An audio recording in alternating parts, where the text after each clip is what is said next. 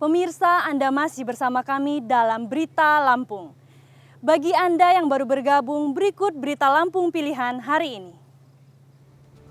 Sementara omahku ngene iki bos, bolong. Kena puting beliung. Puluhan rumah di 2 kelurahan di Metro rusak akibat diterjang angin kencang.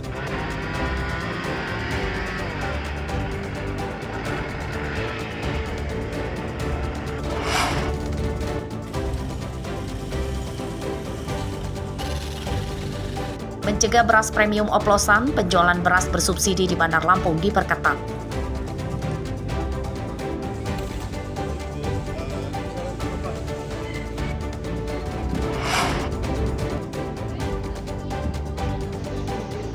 Kali ini kami ajak Anda menikmati suasana malam di tempat wisata bekas dermaga tua di Bandar Lampung.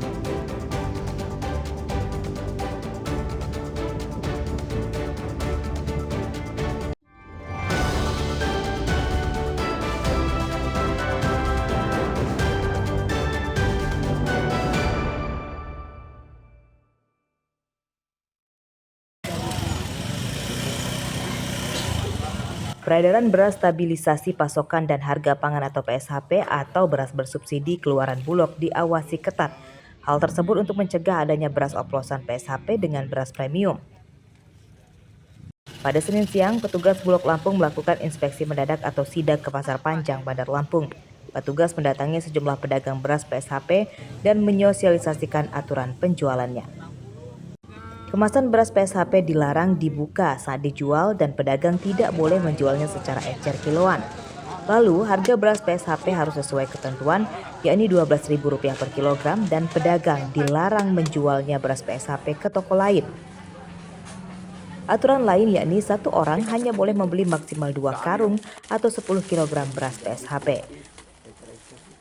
Jadi Pasar Panjang ini ada 4 toko yang sudah menjual beras PSHP.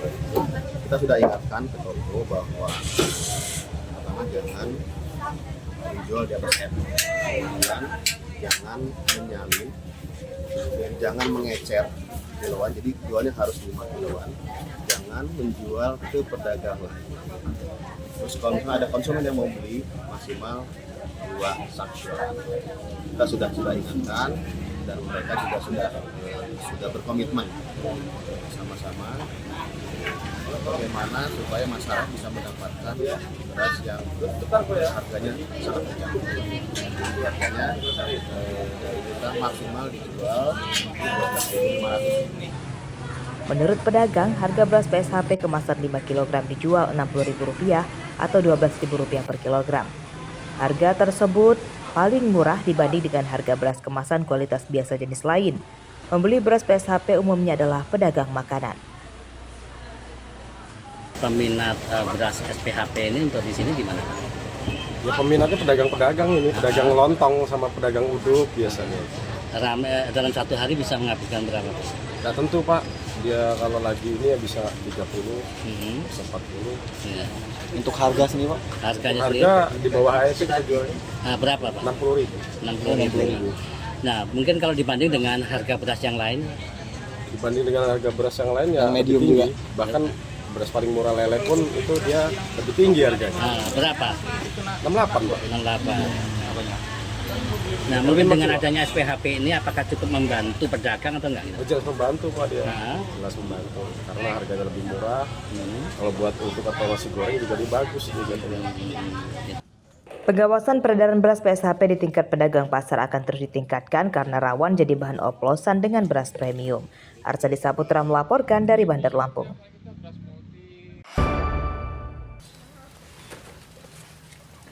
Pantauan di lapak Kampung Umpu Bakti, Kecamatan Belambangan Umpu, Waikanan pada Senin siang. Harga getah karet Rp9.000 per kilogram. Harga tersebut lebih tinggi dibanding pada bulan lalu di bawah Rp7.000 per kilogram. Kenaikan harga getah karet disambut gembira para petani. Menurut mereka, harga getah karet di pelapak Rp9.000 dan di pabrik Rp10.000 per kilogram. Meski selisih Rp1.000 per kilogram, namun para petani memilih menjualnya ke lapak. Sebab ongkos menjual getah karet ke pabrik cukup mahal.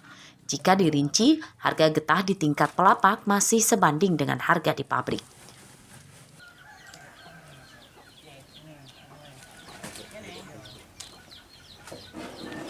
Naik, selalu naik terus.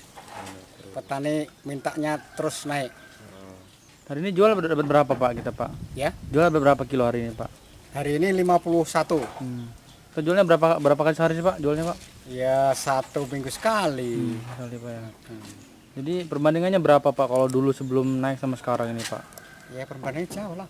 Waktu itu cuma 4.000, 5.000. Sekarang sampai 9.000 lebih. 9 lebih sekarang ini kan harganya. Harga karet sedikit ada kenaikan yang kurang lebih 1.000 dari awal mula bulan kemarin. Terus kenaikannya sejak kapan nih Bang? Kalau tahun 2021 ini berangsur-angsur meskipun 100-200 selalu naik. Meskipun kadang-kadang terlalu sering turun tapi dibantu kadang naik lagi seperti itu.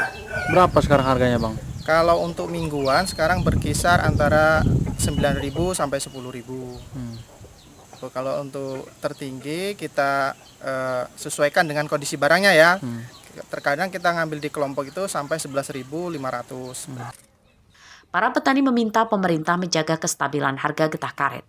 Jika harganya di bawah Rp9.000 per kilogram, mereka terancam rugi. Sebab harga getah karet di bawah Rp9.000 per kilogram tidak sebanding dengan harga pupuk, obat-obatan, dan biaya angkut hasil pertanian. Misalnya saja, harga pupuk non-subsidi yang kini tembus di Rp800.000 per sak. Padahal harga pupuk sebelumnya di kisaran Rp500.000 per sak. Petani menganggap harga pupuk itu bukan naik tetapi ganti harga. Ari Susanto melaporkan dari Waikanan.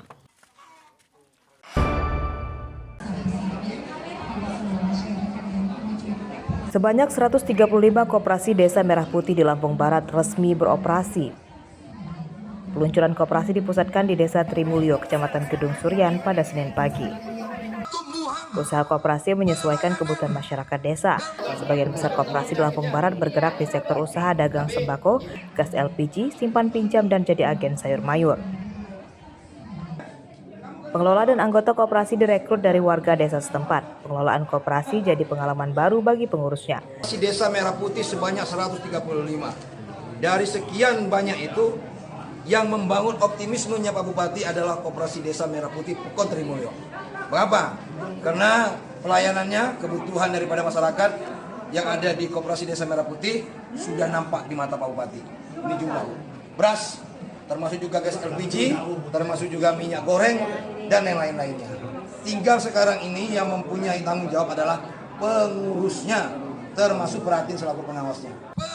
Mereka disarankan mengedepankan transparansi, musyawarah mufakat, dan sering berkonsultasi untuk menjaga kelangsungan koperasi tetap berjalan. Koperasi ini benar-benar menjadi sokok gurunya ekonomi masyarakat kami, karena prinsip koperasi ini adalah dikelola secara kekeluargaan. Jadi kalau ada apapun permasalahan koperasi ini kita harus segera komunikasikan. Kita sering rapat, sering kumpul, sering berdiskusi apa yang menjadi peluang ke depan, apa yang menjadi permasalahan ke depan. Jangan sampai kalau ada permasalahan di ADART akhirnya menjadi masalah bagi pengurus dan anggota koperasi. Kita secepatnya komunikasikan antara pengurus dan anggota, karena pengurus ini hanya menjalankan hasil rapat anggota. Keputusan tertinggi itu adalah di rapat anggota, makanya kita kembalikan ke anggota. Lebih dari 80.000 koperasi Desa Merah Putih di Indonesia telah diresmikan oleh Presiden Prabowo pada Senin pekan lalu. Setiap koperasi Desa Merah Putih mendapat modal pinjaman Rp3 miliar dari pemerintah melalui himpunan bank milik negara atau Himbara. Tujuan dibentuknya koperasi Desa Merah Putih untuk meningkatkan ketahanan pangan, pemerataan ekonomi, dan mewujudkan kemandirian ekonomi desa. Rosandi melaporkan dari Lampung Barat.